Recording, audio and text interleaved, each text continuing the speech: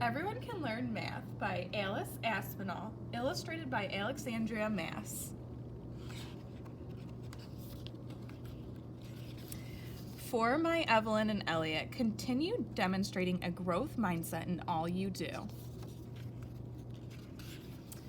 Amy sits at her kitchen table with her fists clenched and her face overcome with distress. Her mom tells her again, "Amy, take a deep breath and let's think about the problem one more time. You go to the store and buy 3 packages with 8 candies in each. You want to share them equally among 6 people. How many candies should each person get?" "I don't know," Amy yells, holding back tears. She has been working on this math assignment for 3 nights and it is due tomorrow. Every night ends the same way. Amy bangs her notebook against the table and insists, as she does every time she tries her math questions, "I can't do math." Everyone at school gets the answers faster than I do. When the teacher calls on me, I always have to use my fingers to get the answer. Amy's mom is frustrated. As a little girl, she had the same struggles with math as Amy. She has been trying to help Amy with this assignment to show her that math can be different for her.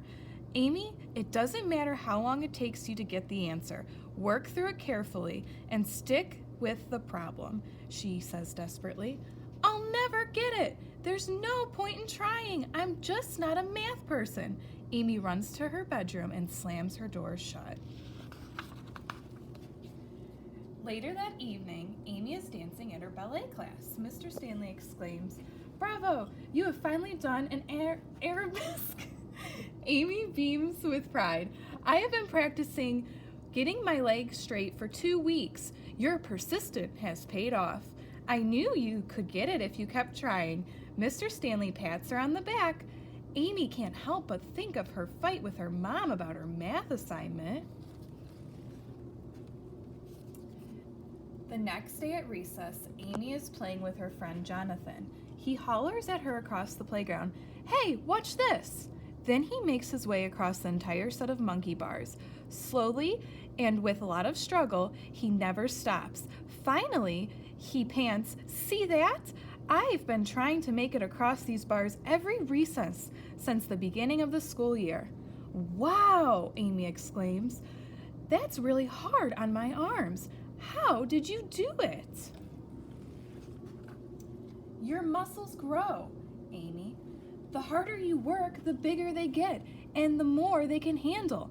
I just kept trying, so my muscles must be strong enough now." Amy thinks about her math assignment again. "My brain is a muscle too," she thinks. Later that day in gym class, Amy's class is working on their free throws. She notices Miles is sinking every shot he takes, and she says in amazement, "You're so talented, Miles. I wish I was that good." Miles stops and looks at her with a puzzled face. "Amy," he says seriously, "this is not a talent. When I tried out for the basketball team this year, I didn't even make the cut, but I didn't let it stop me. I am determined to make the team next year, so I have been practicing my throws every night after school." Amy is baffled. "Wait a second, you didn't make the team, and now you're making every basket? How is that possible?" she asks quietly. "Everyone is able to get better at something if they try really hard." Miles shrugs and winks as he sinks another basket. After lunch, Amy sits at her desk with her head bowed down and her shoulders slumped. Mrs. Garcia approaches her to collect the math assignment. Amy is embarrassed and tells the teacher, "I didn't do the assignment." "Why not?" asks Mrs. Garcia with disappointment in her voice. "I'm not good at math. Every time I tried the questions, I got stuck, and then I got frustrated, so I just didn't do them," Amy whispers. "Amy, you are going to find that a lot of things in life are difficult and take a lot of work and practice. Does that mean you're going to quit every time?" her teacher questions. Suddenly, Amy realizes that math is just like everything else in her life. At first, she couldn't do an arabesque, but after practicing a lot, she was able to straighten her leg in the right way.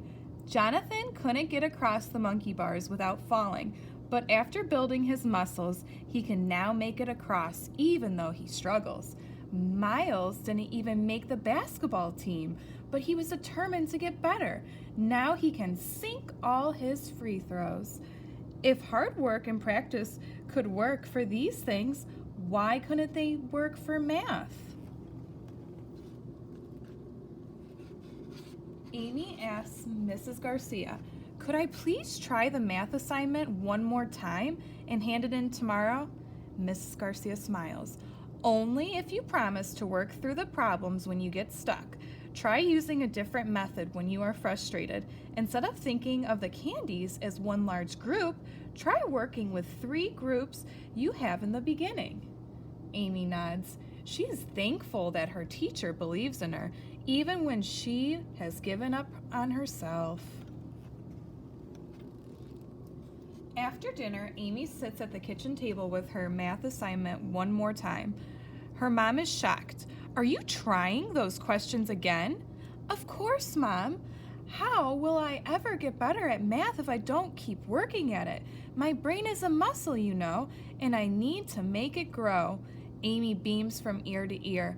"Now, if I buy 3 packages and need to split them among 6 people, I need to figure out how to make 3 groups turn into 6 groups. Maybe each person should get half a package." "Great strategy, but how many candies are in half a package?" her mom asked slowly. Amy counts on her fingers carefully. If there are 8 candies in a package, then half would be 4. Each person gets 4 candies. Amy can't believe she did it. Mrs. Garcia was right. I just needed to think of the problem in a different way. Her mom sighs in relief and replies, "You can learn math after all."